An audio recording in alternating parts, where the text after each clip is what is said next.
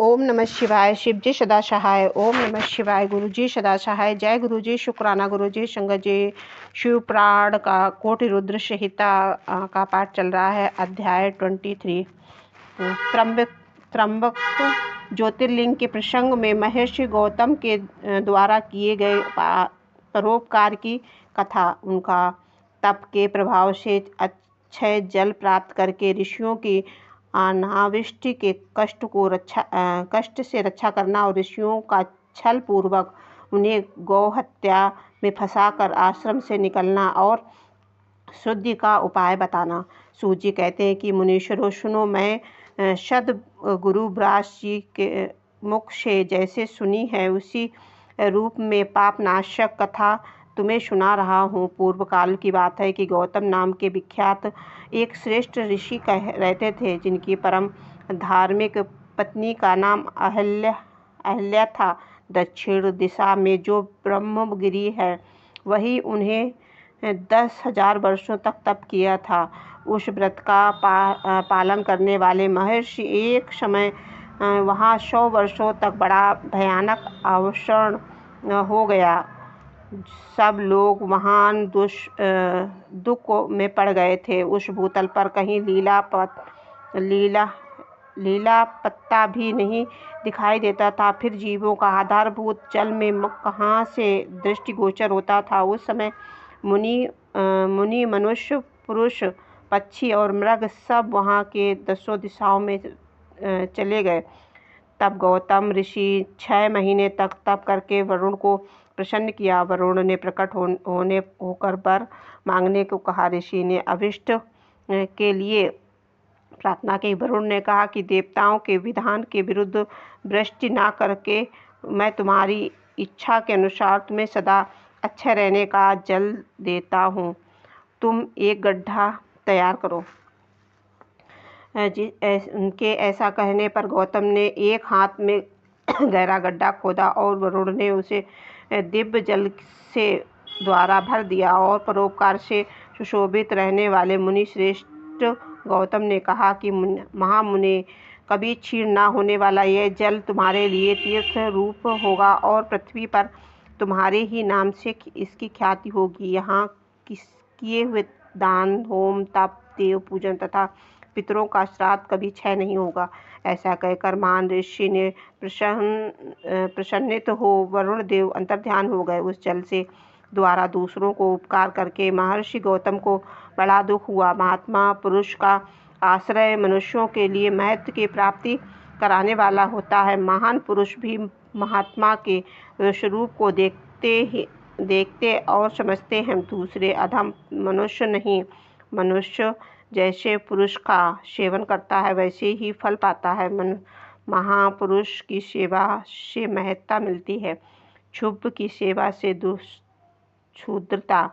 उत्तम पुरुष को यह स्वभाव है कि वे दूसरों के दुख को नहीं सहन कर सकते हैं। अपने को दुख प्राप्त हो जाए तो उसे स्वीकार कर लेते हैं, किंतु दूसरों को दुख निवारण करते हैं। दयालु, अभिमान शून्य, पाप उपकारी और जितेंद्रिय, ये पूर्ण आद्योवाच। इस मंत्र को प्रेम पूर्वक अधिक वाचन करें। गौतमी और वहाँ उस परम इस मंत्र से शिवलिंग के इष्ट देवता शिव का न्यास करने लगे। उन मुनि ने इस मंत्र से उपसर्ग देवताओं के समीप के लिए। इसके बाद नमोस्तुते नीलग्रीवाय इस मंत्र से इस देव को पाद समर्पित करें। रुद्र गायत्री से अर्घ दें और त्र्यंबकेश मंत्र से आचमन कराएं और प्रातः इस मंत्र से दुग्ध स्नान कराएं। पशु-पक्षी तथा बहुसंख्यक जीव आकर रहने लगे। वह वन इस भूमंडल पर बड़ा सुंदर हो गया था। उस अक्षय जल से संयोग से अनावृष्टि वृष्टि वहाँ के लिए दुखदायिनी नहीं रह गई थी। उस वन में अनेक शुभ कर्मपरायण ऋषि अपने शिष्ट भार्या और पुत्र आदि के साथ वहाँ वास करने लगे। उन्होंने कालक्षेप करने के लिए वहाँ धान बुआ दिए। गौतमी के प्रभाव से उस वन में उस सब ओर आनंद छा गया। एक बार वह गौतम के आश्रम में आकर बड़े बसे हुए ब्राह्मणों की स्त्रियां जल के प्रसंग को लेकर अहल्या पर नाराज हो गईं। उन्होंने अपने पति को उकसाया। उन दोनों ने गौतम का अनिष्ट करने के लिए गणेश जी की आराधना की। परम भक्त परमाधीन गणेश जी ने प्रकट होकर वर मांगने के लिए कहा। तब वे बोले, भगवान, यदि आप हमें वर देना चाहते हैं तो ऐसा कोई उपाय बताइए जिससे समस्त ऋषि डांट फटकार कर गौतम को आश्रम से बाहर निकाल दें। गणेश जी ने कहा कि ऋषियों, तुम सब लोग सुनो। इस समय तुम उचित कार्य नहीं कर रहे हो। बिना किसी अपराध के उन पर क्रोध करने के कारण तुम्हारी हानि ही होगी। उन्होंने पहले उपकार किया हो, उन्हें यदि दुख दिया जाए तो वह अपने लिए हितकारी नहीं होता है।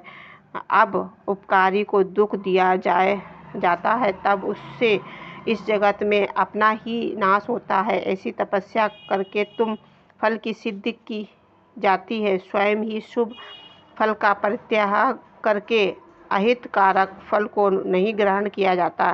ब्रह्मा जी ने जो यह कहा कि असाधु कभी साधुता को और साधु कभी असाधुता को नहीं ग्रहण करता, यह बात निश्चय ही ठीक जान पड़ती है। पहले उपवास के कारण जब तुम लोगों को दुख भोगना पड़ता था तब महर्षि गौतम ने जल की व्यवस्था करके तुम्हें सुख दिया, परंतु इस समय तुम सब लोग उन्हें दुख दे रहे हो। संसार में ऐसा कार्य करना कदापि उचित नहीं है।